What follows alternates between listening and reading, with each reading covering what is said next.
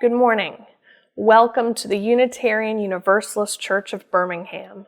Whoever you are, whomever you love, wherever you are today, and wherever you are on your spiritual journey, you are welcome here.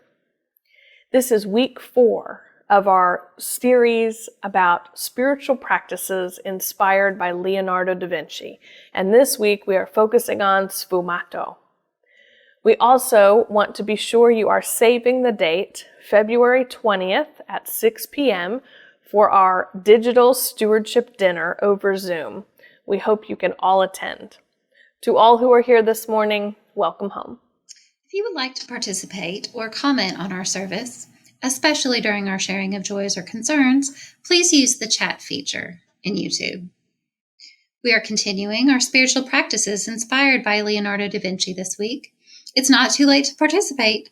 Please contact the church office to receive your materials. Today is the soft launch of our stewardship month here at UUCB. Please look for packets in your email tomorrow, and later in the service, you'll hear from folks about what they love about our church. Our digital stewardship dinner will be held on February 20th at 6 p.m. Please save the date. All members and friends are invited to attend. Please check out this morning's announcements.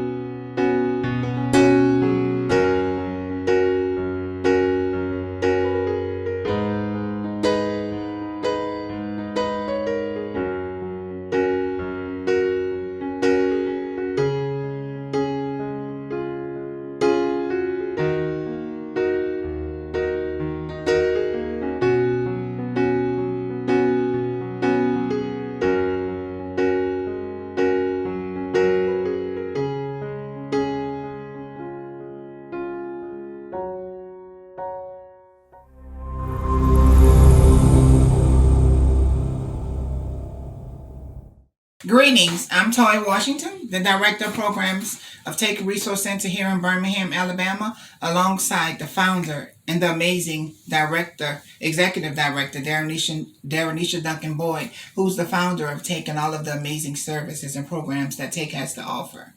We found it imperative that we take time to just give a brief description and reason why it's important for Take to exist and why it's important for community support and partnership like Share the Plate. When this opportunity was offered to us at Take to just give a brief description and introducing some of the work that we have done to a part of community that normally does not see the work, that's not in the scope of the practice in which we usually reach out to, we thought it was imperative to do so. So today we just want to give a brief outline of the services that we provide and the reason why it's important that we create these needed partnerships. I moved here 2 years ago to join Take and amazing work that's being done. As I said and mentioned earlier, Darrenisha, who's the founder of Take, had this vision over 15 years ago, and she slowly walked into the navigational processes needed to create this amazing program and organization that exists today. I'm not able to give a thorough description of the reason why, but there's a reason why this program was created, and just getting the opportunity to share and witness the magic that was created by this amazing individual and leader next to me, you'll give a reason why it's essential for Take to exist and why it's important that community partnership and support exist. Thank you so much, Toya, my amazing director of programs here at Take. She oversees all the programs that's housed up under this umbrella of services that we have to offer holistically. When it comes to the services that we have to offer here, it's no service is too small. It's no service too big. So anything that we can do to help improve the quality of life of our community that we service, that's what we're going to do. Just to name a few of the services, we have our drop-in center where we offer hot meals to our clients daily. Also, we have the T-Girls Boutique. From the T-Girls Boutique, we also have our psychosocial group therapy that includes art therapy. It includes Zumba, fitness Thursdays.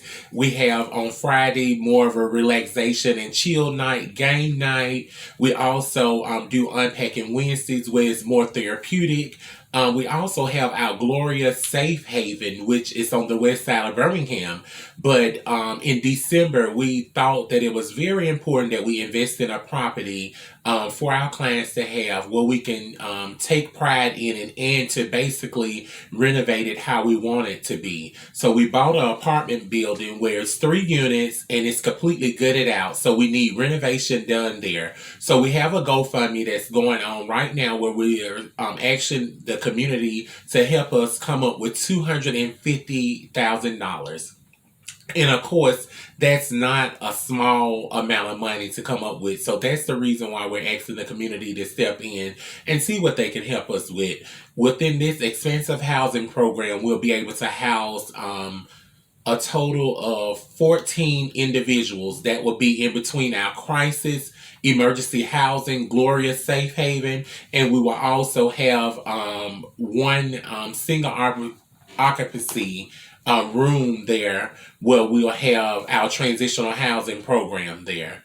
Also, within that program, we'll be offering our job readiness training and making sure that we're providing life skills that help make sure that we're improving the quality of life of our community. So we challenge you today, those of y'all that are looking at this video, as we continue to ask y'all to share the plate with us, to dig deep down in your pockets, your purses, your wallets, whatever that look like. If it's change, if it's dollars, if it's credit cards, if it's checks, whatever can you do to please pour a seed into this organization that's doing some amazing work. And oftentimes we are dealing with so much racial injustice, but we continue to fight the fight every day, and it's the good fight to change our community and most of all improve the quality of life. So if you are feeling the need to plant the seed, please, we urge you to step up to the plate and give us all that you have. And she's also going to share the information of where you can give it. I know, first of all, if you want to give donations, you can always go to www.takebhm.org. And what else can they donate? Well, when you go to takebhm.org, you just click on the donate button and it'll donate directly into the organization, or either, of course, you can send a check here. Whatever that looks like, we got multiple levels. Of course, we're on all of the social media. We're on Twitter, we're on Instagram, we're on Facebook. So you can find us at any one of those social media sites at Take Resource Center. So please, once again, support the work of Take, and most of all, support Black trans women that's doing this work, because we have been fighting this fight for a long time, over 50 plus years. Thank y'all. Have a great day. Thank you. Hello, UUs. This is Elizabeth Vanderkamp. I hope you are safe and well. I also hope that you will join me on an adventure into compassionate listening, an adventure into slowing down to the pace of wisdom. This adventure will begin on Monday, March 1st. We will meet for 10 Mondays for 2.5 hours, but it won't feel that long, and it will fly by.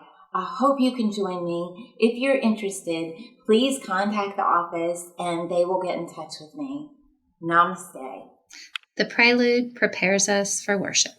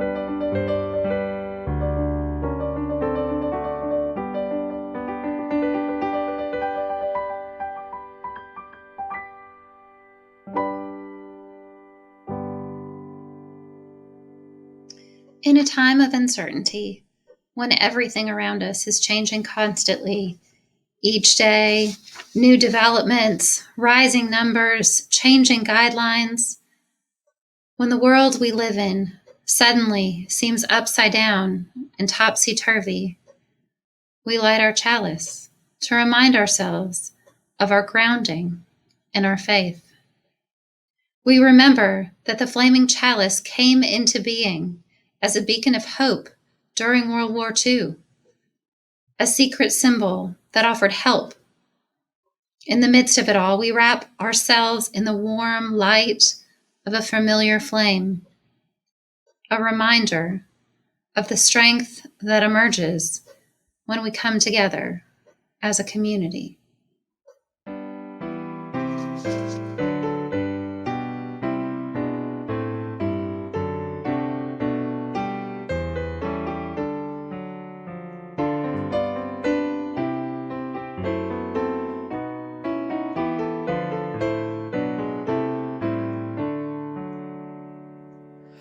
All praise we give for harvest and the fruits of labor garnered in.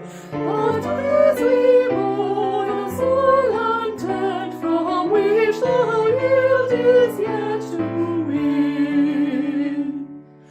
All praise we give for harvest leave, for mooring safe in water still. What are the lakes of hope and sea, where favoring gales our canvas fill? Our praise we give for journey's end, in a warmth and light and cheer.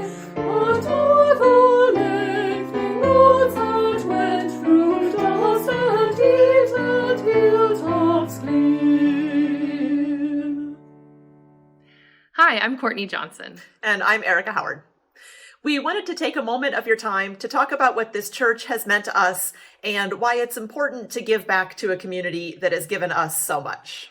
Both of us joined the church because we were looking for community, we were passionate about justice, and we love music and singing in the choir. We didn't know each other when we joined, but we met singing in the choir. We had no idea at the time what this relationship would mean to us, so we're currently engaged and couldn't be happier. No guarantees that UUCB will help you meet the love of your life, but it is definitely a place that brings many people together from different backgrounds and upbringings, cats sometimes, who may not agree on everything, but definitely agree on the inherent worth and dignity of all people. We knew this community would be an affirming place that would fully accept us and be truly invested in our well-being because of our identity, not in spite of it. We wanted to thank UUCB for creating an environment where love felt possible and where we can always be ourselves. We try to give back how we can. We both make annual pledges and try to let the church know during the stewardship drive what our pledges for the year will be. Not everyone can pledge money, and that's okay. We also try to give back in other ways, like volunteering with the church and trying to help with the choir where we can. We love this church and hope that it is around for a long time. Thank you, UUCB, for all you have given us. Our church is supported by those who call our church home, and by those who support our church's efforts to change our world for the better. We share our cash plate every Sunday with organizations whose work reflects UU values to care for marginalized persons, advocate for real and systemic change, defend our environment, and promote justice and equity for all. This month's Share the Plate recipient is TAKE. TAKE stands for Transgender Advocates, Knowledgeable, Empowering, and is a resource for trans persons of color in Birmingham. TAKE connects clients to gender health services, medical care, housing needs, and a supportive community. During this time of social distancing and online worship, please know that our church expenses continue. Therefore, we very much appreciate you continuing to pay your pledge or offer your donation by either mailing a check to the church office or by using PayPal or Venmo. Our Venmo account is at UUCBHAM. Please designate whether your offering is for UUCB or Take. Thank you for your generous support of our church and our Share the Plate recipient. May we give in love and hope.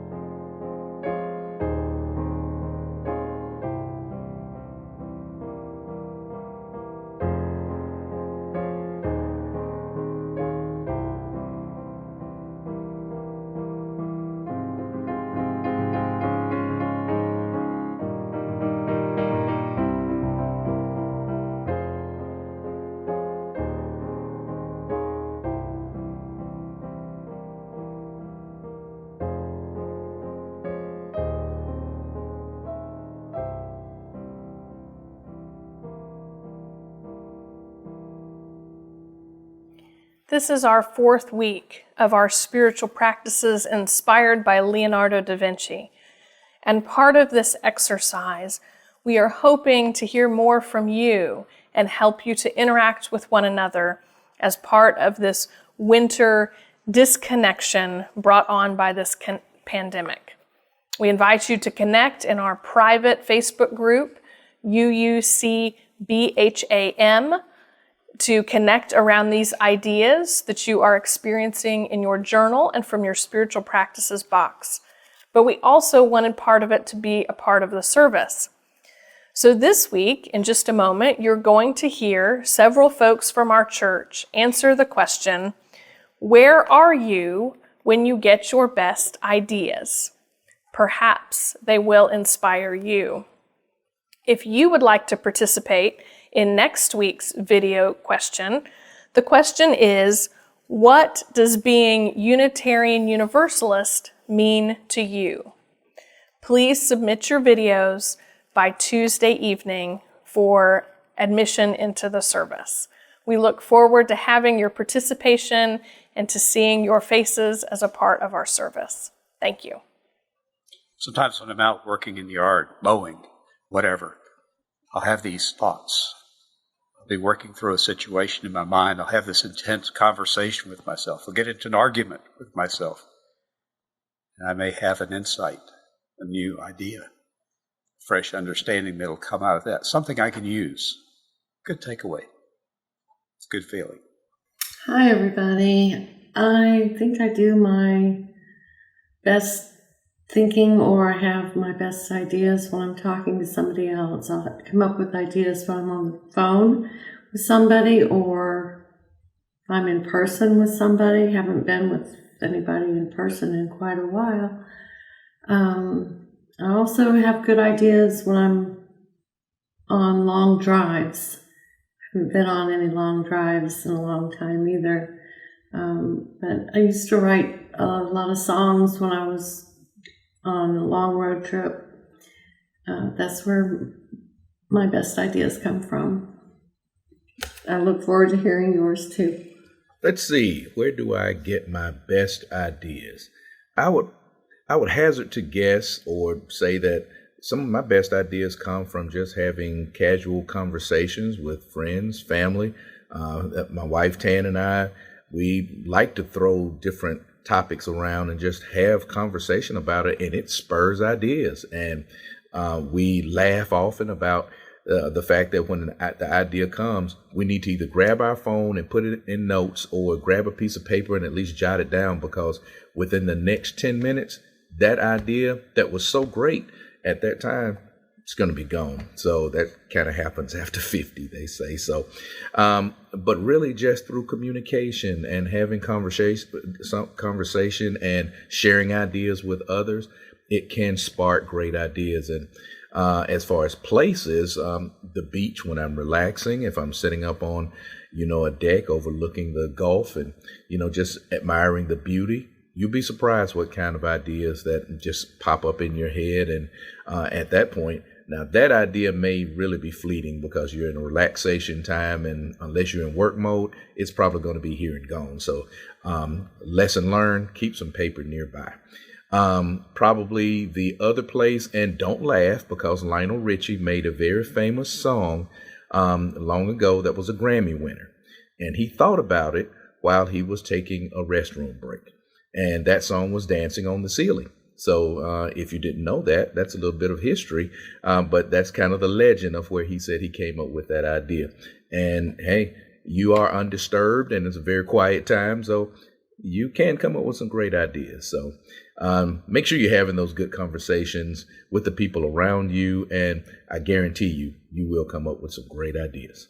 I typically get my best ideas when I am working in my garden or just taking a walk in my neighborhood. Hello, where do I get my best ideas? I get my best ideas from dreams, meditations, and libraries full of books. From there, I plan trips to large bodies of water where I am able to dream without the weight of the world on my shoulders.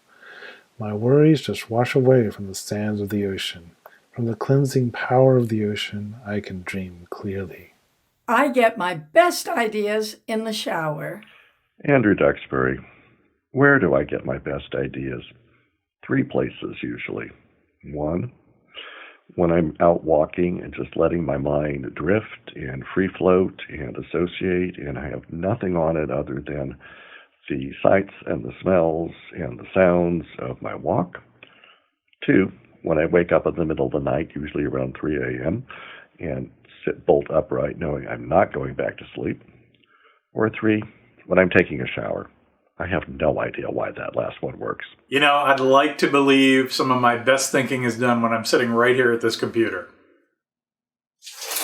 But a lot of the ideas I use at that computer actually come to me right here.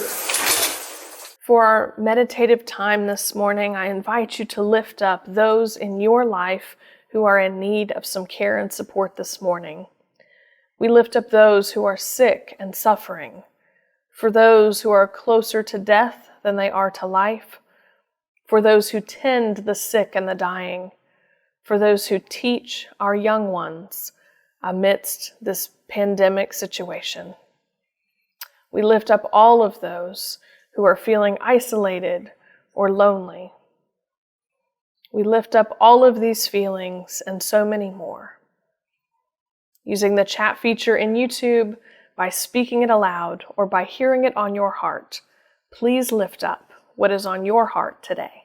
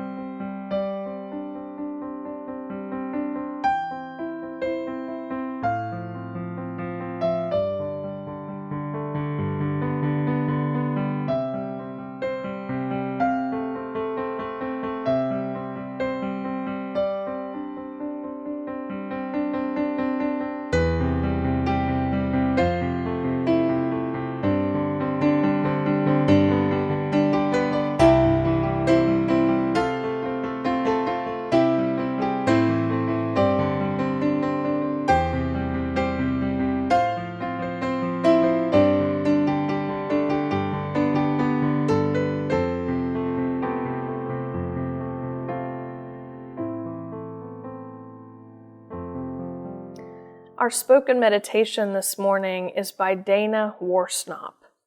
Please hear this meditation followed by a moment of silence. Often people say they love coming to a place with so many like-minded people.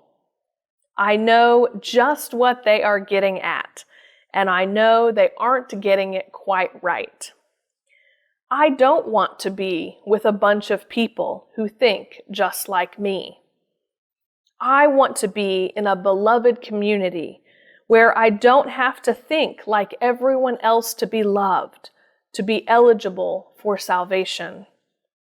I want to be with people who value compassion, justice, love, and truth, though they have different thoughts and opinions about all sorts of things. I want to be with independent-minded people with good heart. I want to be with people who have many names and no name at all for God. I want to be with people who see me in my goodness and dignity, who also see my failings and foibles, and who still love me. I want to be with people who feel their interconnection with all existence and let it guide their footfalls upon the earth. I want to be with people who see life as a paradox and don't always rush to resolve it. I want to be with people who are willing to walk the tightrope that is life and who will hold my hand as I walk mine. I want to be with people who let church call them into a different way of being in the world. I want to be with people who support, encourage, and even challenge each other to higher and more ethical living. I want to be with people who inspire one another to follow the call of the Spirit. I want to be with people who covenant to be honest, engaged, and kind, who strive to keep their promises and hold me to the promises I make. I want to be with people who give of themselves, who share their hearts and minds and gifts.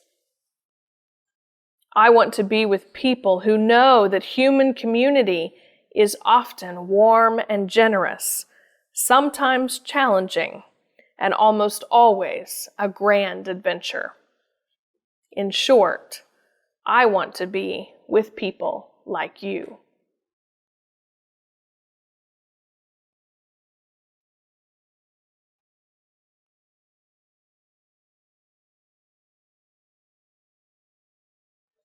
Amen and blessed be.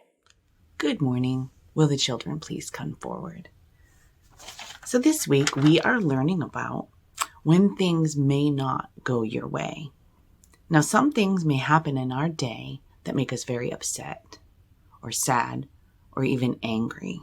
And the story that I'm about to read to you is about Layla and how she handled her not so good day. The Do-Over Day by Julia Insero and Maro Tartan. It was tuck-in time. You're deep in thought, Layla, Grandma said. I'm just thinking about today. I need a do-over day. You want to do the day all over again? Oh no, it means you get to do things differently. Mom has do-overs all the time. It's for when things don't go well, and you try to have a better day tomorrow. That sounds really smart, said Grandma. What went wrong today? Well, first, I had to get up early even though it was Saturday. Mac used my favorite cup at breakfast, and the maple syrup touched my strawberries.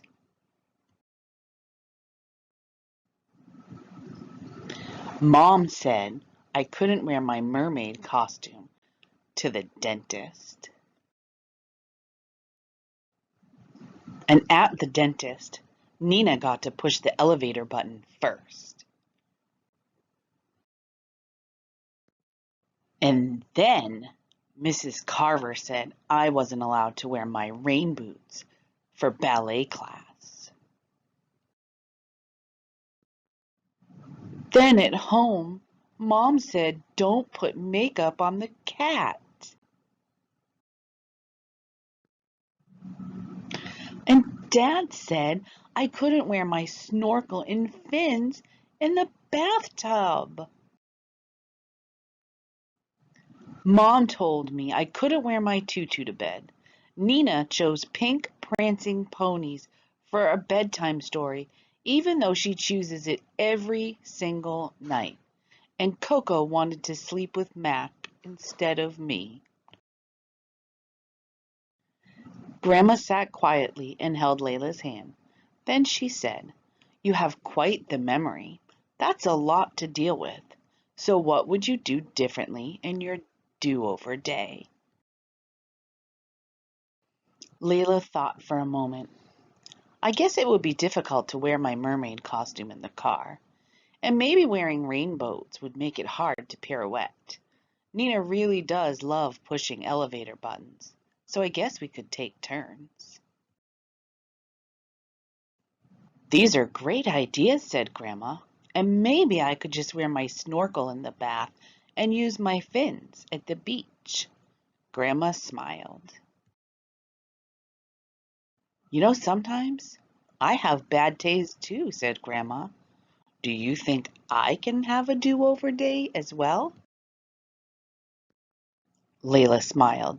Definitely. Everyone can have a do-over day. Good night, my love, Grandma said. Good night, Grandma. I love you too. Now I'm excited about having my do-over day.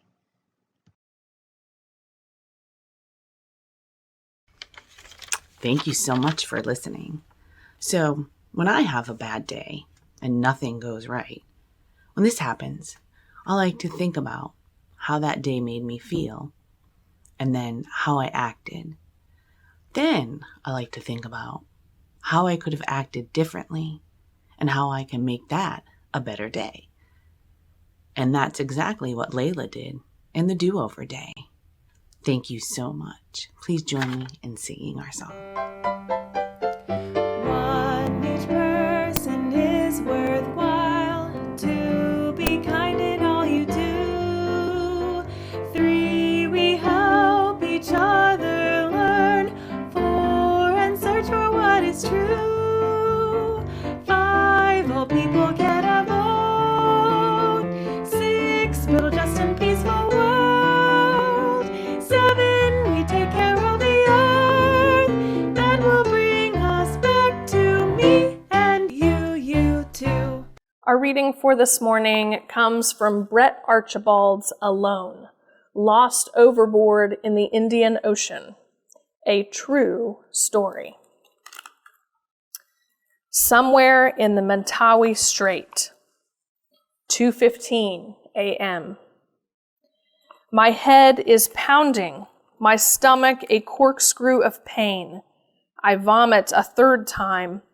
I feel dizzy looking down at the white water churning beneath me.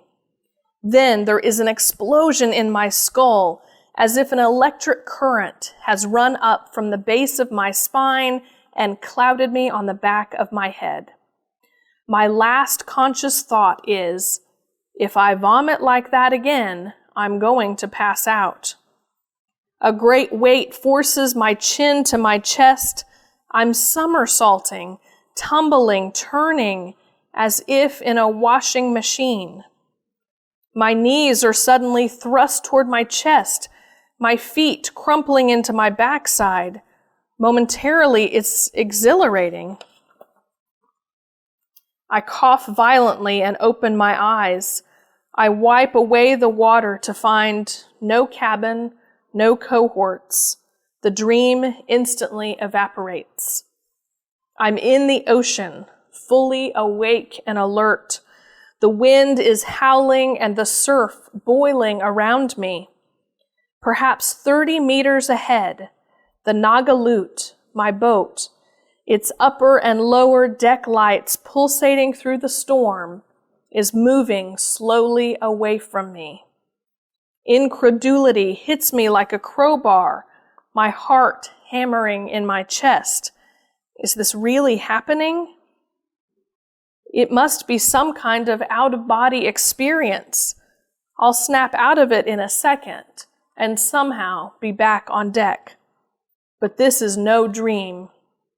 Instead, I'm in the ocean, in the center of a storm. No one has seen me fall overboard. The reality hits me and my mind starts racing. Instinctively, I start swimming after the boat. You know it's pointless. I don't know if I think this or say it out loud. The boat begins to lose its shape in the blackness. The lights become increasingly dimmer. Then they're just a blur. I watch the boat go, a toy in the distance. It looks so vulnerable in the angry storm, and yet it's my retreating refuge. I wait, stunned, desperately treading water. My outstretched arms pull great circles in the swirling foam as I fight to take breaths beneath the waves. My soaked t-shirt constricted across my chest feels like it's trying to suffocate me. I'm in the ocean, unwittingly abandoned. I'm going to die out here, I say to no one in particular, alone. Thank you to Brett Archibald for that reading.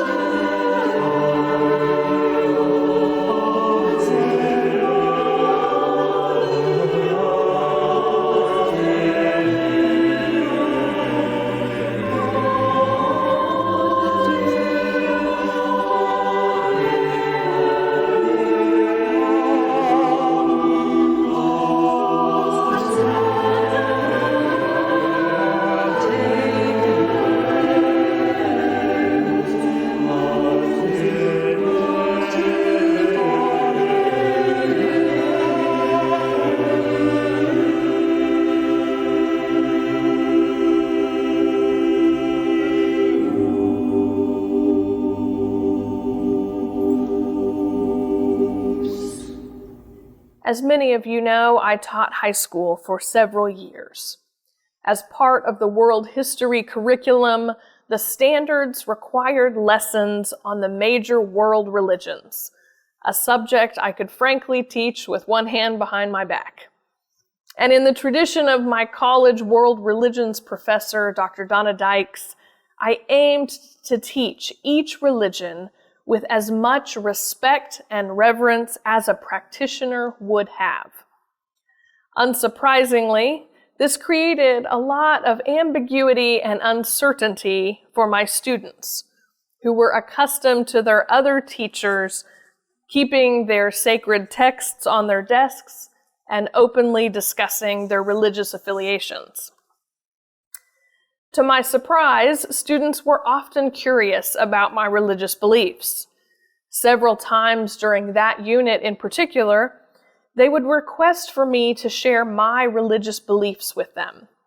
And as a government teacher as well, I knew the complications of sharing my beliefs in front of a class of impressionable students, even though I know other teachers feel justified in doing so.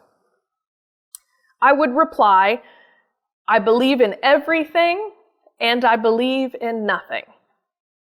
Needless to say, they were never satisfied with that answer, and probably shouldn't have been, since my answer was neither completely true nor very revealing. Their task was to find out what they believed for themselves. Uncertainty, ambiguity, and paradox are not comfortable notions. We like having answers. We like the comfort of knowing. Our spiritual practice, inspired by Leonardo da Vinci this week, is the principle of sfumato, which literally means going up in smoke. Sfumato refers to the painting technique developed and perfected by Leonardo da Vinci himself, which uses soft brush strokes to create soft transitions throughout a painting, as opposed to the traditional outlined painting technique used in Florence at the time. Here's a great example. A close-up of Botticelli's Venus versus Da Vinci's Mona Lisa. Venus has clear lines separating her face from her hair and her nose from her face. With Mona Lisa, everything blends together as it was intended. Sfumato was a revolutionary technique that gave paintings a soft, dreamy quality. Sfumato wasn't merely a painting technique to Leonardo. It was a principle he integrated into every aspect of his life. Michael Gelb defines sfumato as a willingness to embrace ambiguity, paradox, and uncertainty. We've seen examples of this already, from Leonardo's lists of unanswered questions from our week on curiosity, to his painting of the Virgin of the Rocks last week.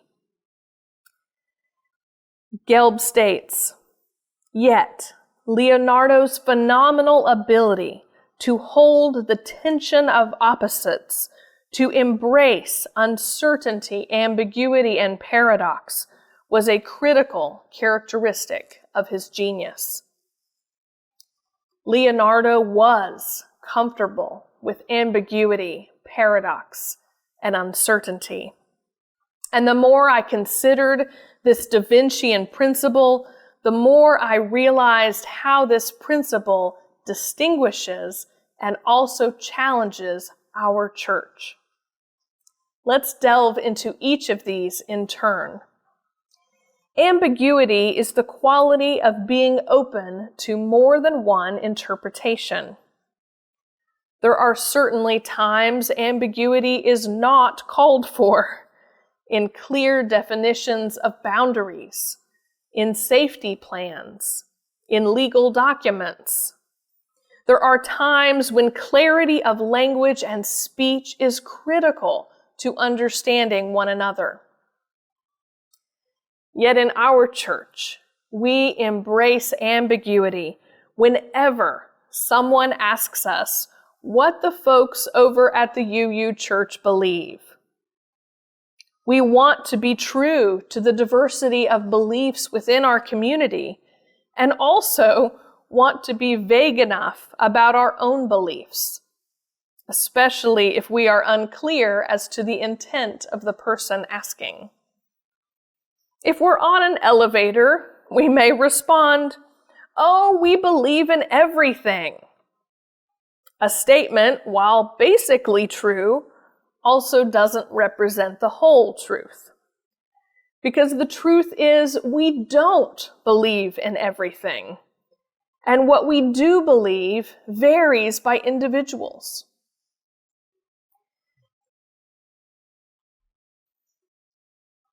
In a discussion on these ambiguities in our own church, a fascinating discussion arose about how welcoming we really are.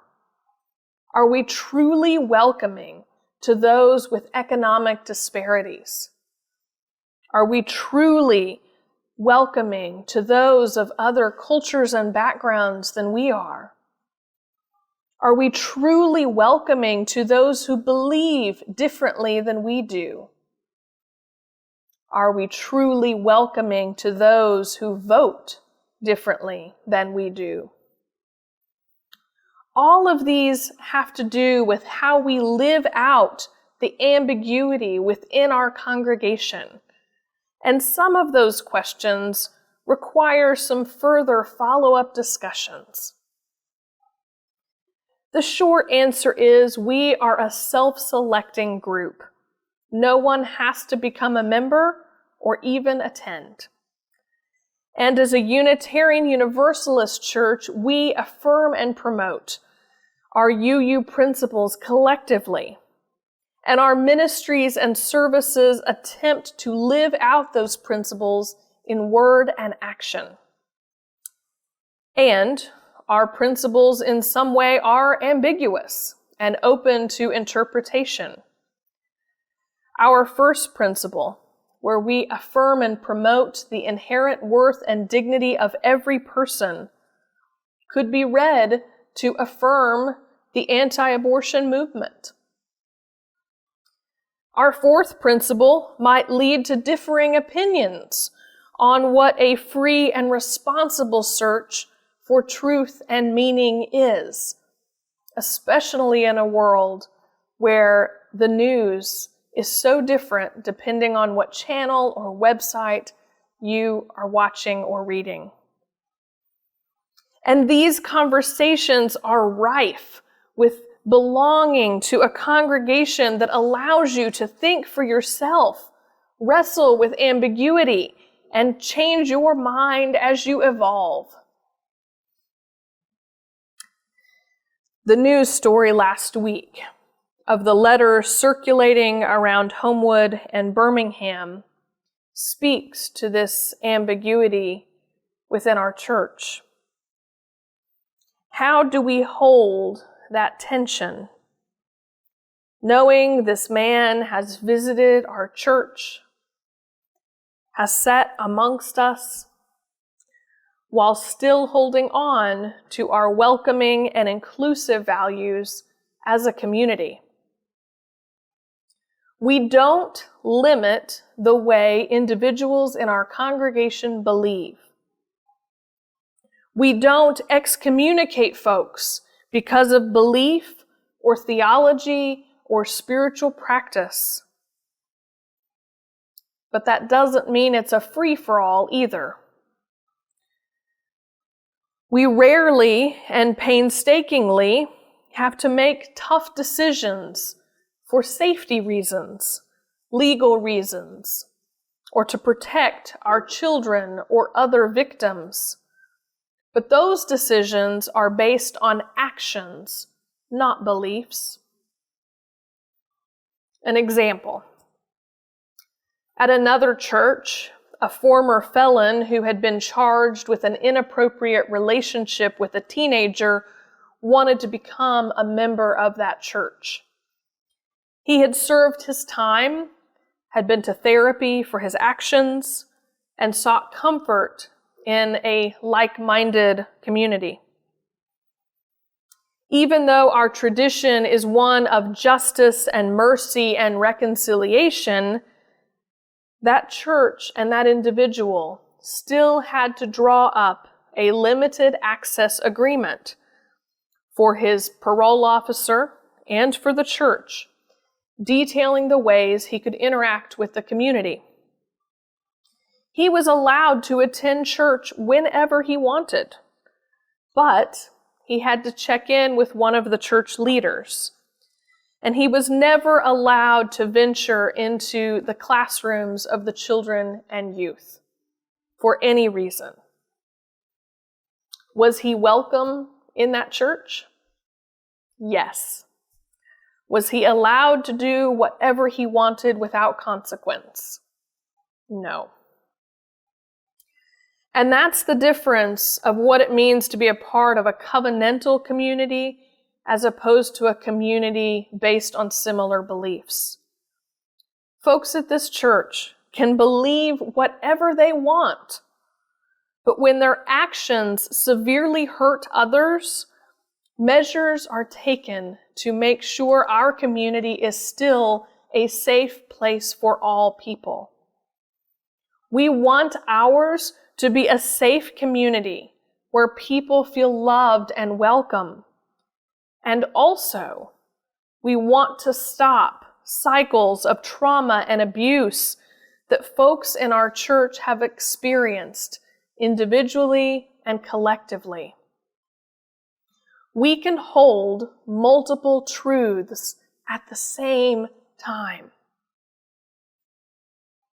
To some folks, the nature of community safety brings up some deep-seated fears of abandonment or exclusion, especially those who have attended churches in the past and been shunned for their sexuality, their unconventional beliefs, or their rebellion to authority.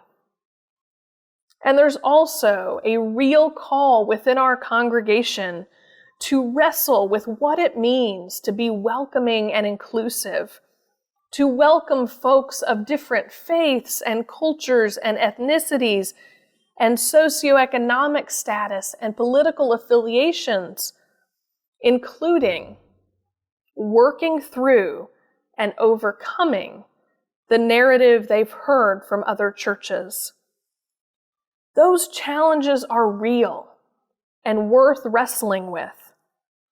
And while these conversations benefit most from a face-to-face conversation in the future, I invite you to email me if you have thoughts or perspectives about how we might be a more welcoming and inclusive community.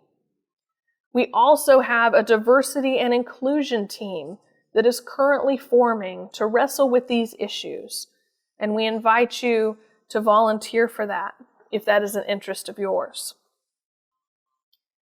Living in ambiguity and paradox isn't naturally comfortable, and that's why we need to practice, just as Leonardo da Vinci did. The reading I offered earlier by Brett Archibald is a great example of living in that tension, reading about his struggle to stay alive while swimming in the Indian Ocean, and knowing that he must somehow survive because he wrote the book. Our Unitarian Universalist tradition is also one of paradox. We acknowledge there are multiple truths and contradictory statements within our congregation and within our denomination. I asked my colleagues across the country to share some paradoxes they think exist within our communities. The first one, silence is golden, and your silence will not save you. Speaking to both the meditation and quiet spiritual practice we encourage, and also the call to justice in our community. Another paradox. We tolerate everything but intolerance. We balance both the needs of the individual and the needs of the community. You are welcome here just as you are. And we come to church to be transformed. We are a liberal living tradition, but do not change anything. Some of these paradoxes are much bigger than our church individually, and as I've mentioned before, you, the congregation, decide the mission and vision and direction of this church. You choose what you want to tackle and what you're fine living with paradoxically. One thing about this UU church specifically, we recognize that we are a liberal living tradition and we are more open to change than any church I've ever met. Our church was one of the quickest to switch to online services, and our leaders have consistently shown a willingness to update our policies to reflect the times. We are an innovative church. The most common paradox I hear in our church is why we do so many churchy things, like services on Sunday, a minister who wears this garb, hymns, when after all, we are a congregation of mostly humanists. Well, we aren't simply a group of humanists. We have many other belief systems within our church and a motto that recognizes differences of beliefs. For many in our community, having an answer to your neighbor's question, "So where do you go to church?" often eliminates an invitation to their church. And for some in our community, they have job security because we use that term for our congregation. Our Sunday services pull from a variety of sources, hoping that each week everyone leaves with something that was meaningful to them. Wrestling with this paradox is an important part of living in community with people who are like-hearted, but not necessarily like-minded. I received an email this week from someone thanking me for even raising the question, for acknowledging that ambiguity and paradox exist in our own beliefs and in our community. We can hold multiple truths at the same time and appreciate that this church is better because all of us, with our diversity, are part of it. As we've seen this past week, the beauty of our diversity is fragile and full of ambiguity and paradox. And yet it is worth reiterating and reinforcing again and again. May you find peace and comfort in ambiguity and paradox this week, knowing that uncertainty has its own wonder to behold. May you be held in the heart of community until we are joyfully reunited in person. Please join together in our closing hymn.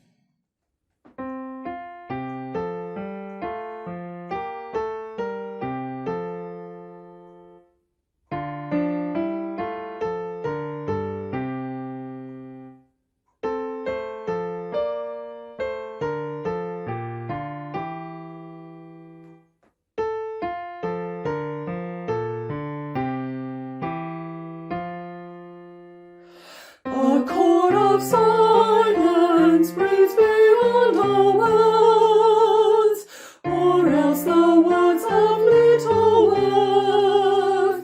To heart as lows with it comes forth. The words we named and matter not, and half the music lies within the pause, between the arches of the heart.